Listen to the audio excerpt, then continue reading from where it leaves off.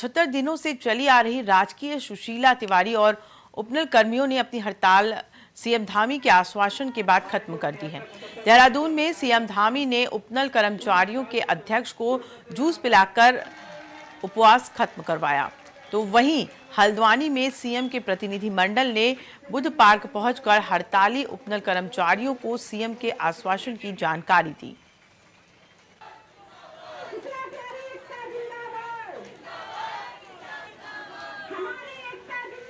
हमारे जो 76 दिन की जो हड़ताल चल रही थी, उस हड़ताल को वो सबसे यहाँ पर लोगों की जो मांगे थी उसको माननीय मुख्यमंत्री जी ने अपने स्तर पर उसको समझाया है। और जब माननीय मुख्यमंत्री जी यहाँ हल्द्वानी दौरे पर आए हुए थे तो माननीय अध्यक्ष जी के साथ वार्ता हुई थी। उस वार्ता के आधार पर देहरादून इनको प्रतिनिधिमंडल को बुलाया गया था। माननीय मुख्यमंत्री जी के साथ माननीय चिकित्सा मंत्री धन सिंह रावत जी और हमारे जो स्थानीय मंत्री हैं बंशीधर भगत जी के साथ इनके साथ वार्ता हुई। शाम को समाधान निकाला गया।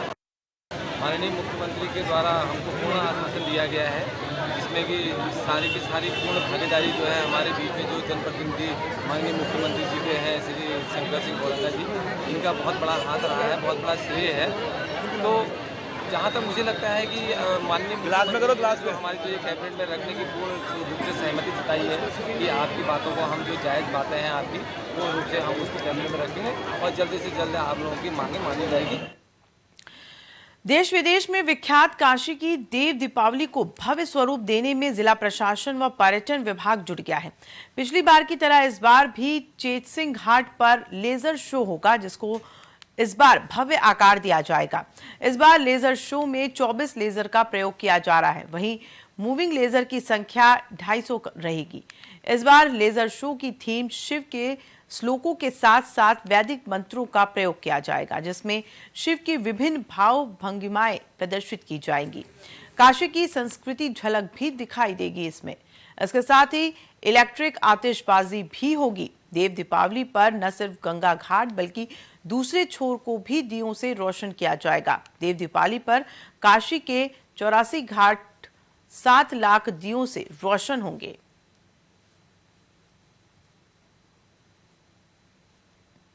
तो घाट पर लेजर शो भी आयोजित की गई है। तो वहीं वाराणसी में 7 लाख दीप 80 घाट पर जलाए जाएंगे देव दीपावली के पावन पर्व पर, और इसकी तैयारियां प्रशासन की तरफ से पूरी कर ली गई हैं। प्रशासन मुस्तैद नजर आ रहा है।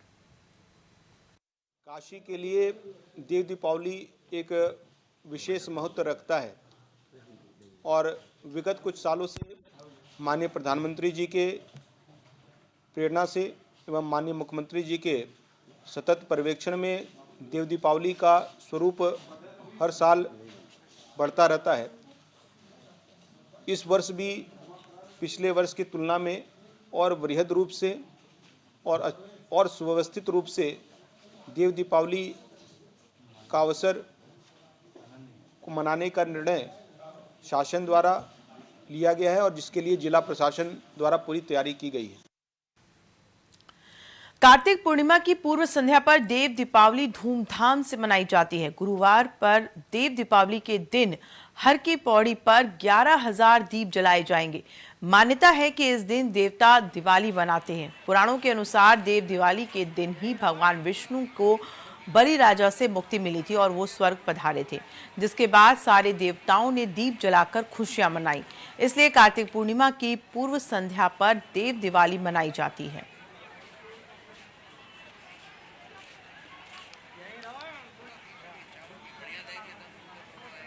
तो ये हरिद्वार की तस्वीरें हैं। हर की पौड़ी में 11,000 दीप जलाए जाएंगे देव दीपावली के अवसर पर। आज देव दीपावली के दिन 11,000 दीपों से जगमगाने वाला है हरिद्वार। हर की पौड़ी जगमगा उठेगी 11,000 दीपों से।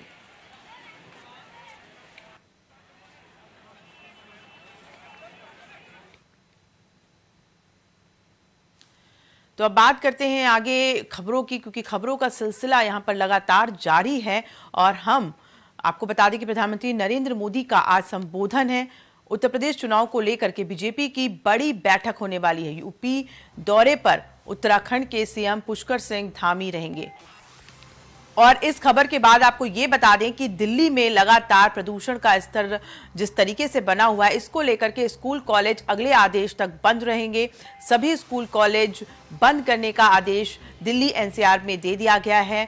चूंकि प्रदूषण की बात की जाए तो लगातार बढ़ रहा है प्रदूषण। गौतम बुद्ध नगर में 21 नवंबर तक सभी स्कूल कॉलेज बंद किए गए हैं। सभी दफ्तर भी 50% कर्मचारी के साथ खुलेंगे।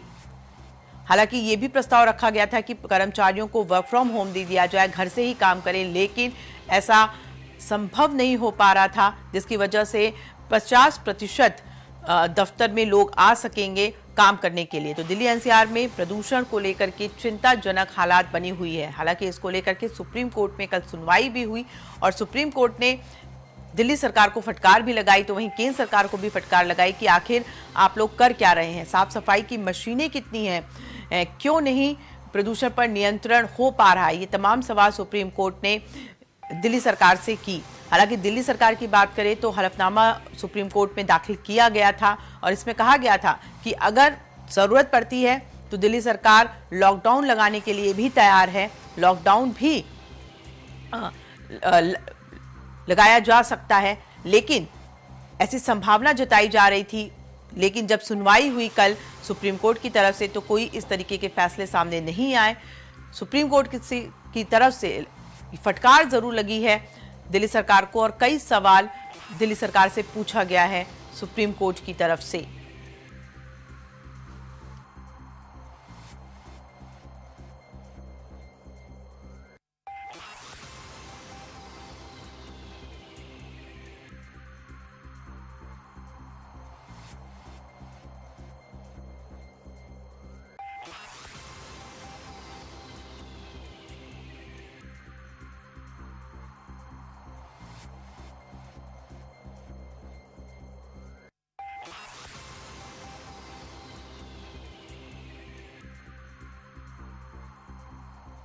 दिल्ली एनसीआर में प्रदूषण को लेकर के हालात चिंताजनक है। दिल्ली के बाद अब यूपी के गौतम बुद्ध नगर के डीएम ने आदेश दे दिया है कि 21 नवंबर तक गौतम बुद्ध नगर में सभी स्कूल और कॉलेज बंद रहने वाले हैं। सभी दफ्तर भी 50% कर्मचारी के साथ खुलेंगे।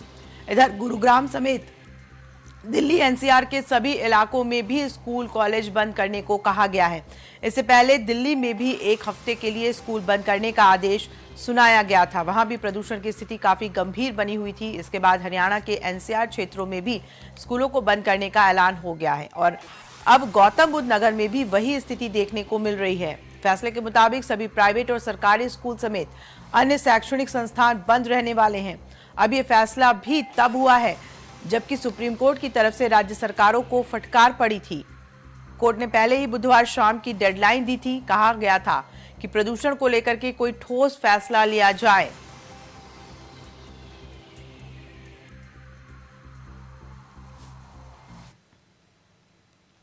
चलिए आगे बढ़ते हैं। मुजफ्फरपुर के अहियापुर थाना क्षेत्र स्थित बाजार समिति में मतगणना केंद्र पर उस समय बवाल हो गया जब हारे हुए उम्मीदवार के समर्थकों ने हंगामा शुरू कर दिया और फिर से वोटों की गिनती कराने की मांग करने लगे। लेकिन मांग नहीं माने जाने पर समर्थक परिसर में घुसकर हंगामा करने लगे। बाद में हारे हुए समर्थक पथराव भी करने लगे, जिसमें 3 जवान आंशिक रूप से घायल हो गए हैं। सूचना मिलने पर डीएसपी और क्यूआरटी मौके पर पहुंची और उग्र लोगों को समझाने लगी, लेकिन हंगामा शांत नहीं होने पर पुलिस को लाठीचार्ज करना पड़ा। तो वहीं पुलिस ने करीब आधा दर्जन लोगों को हिरासत में ले लिया है, जबकि अन्य लोग मौके से फरार हो गए हैं। तस्वीरों में देख सकते हैं कि पुलिस को मजबूरन लाठीचार्ज भी करना पड़ा क्योंकि लोग मानने को तैयार नहीं थे। लगातार समझाया जा रहा था उन्हें कि इस तरीके से पथराव ना करें, आपसी मुठभेड़ ना करें, लेकिन जब लोग नहीं माने तो पुलिस को लाठीचार्ज करना पड़ा। आज बाजार समिति में जो विगत पंचायत चुनाव का चुनाव संपन्न हुआ, उसमें मतगणना का कार्यक्रम चल रहा है। इसमें मीनापुर प्रखंड के तुर्की पूर्वी का हारे हुए प्रत्याशी के द्वारा आज यहाँ पे हंगामा खड़ा किया गया है।